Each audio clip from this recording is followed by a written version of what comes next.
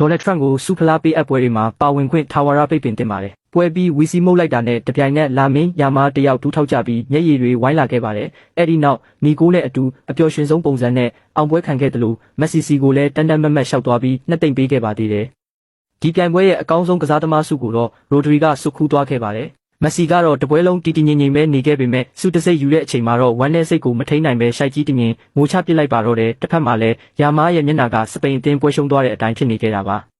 အဲ့ဒီနောက်ကလပ်ကပတ်ဖလားတုန်းကလိုပဲဒေါ်နယ်ထရန့်နဲ့ FIFA ဥက္ကဋ္ဌတို့ဟာစုဖလားပေးအပ်ဖို့စင်ပေါ်တက်လာခဲ့ကြပါတယ်ဒါပေမဲ့ရိုဒရီလက်ထဲစုဖလားထည့်ပေးပြီးတဲ့နောက်ထရန့်ကစင်ပေါ်ကနေပြန်မစင်းပဲစွတ်တင်းချစ်ကန်ကန်ရက်နေခဲ့ပါတယ်သူကိုယ်တိုင်ကမ္ဘာဖလားကြီးကိုမချီလိုက်ရရင်မကျေနပ်မဲ့ပုံစံမျိုးပေါ်ကစားသမားတွေခမရလဲဘာလို့ရမှန်းမသိဖြစ်သွားခဲ့ရတယ်လို့ FIFA ဥက္ကဋ္ဌကပါထရန့်ကိုဘေးဖယ်ပေးဖို့အတနာခံတောင်းပန်ခဲ့ရပါတယ်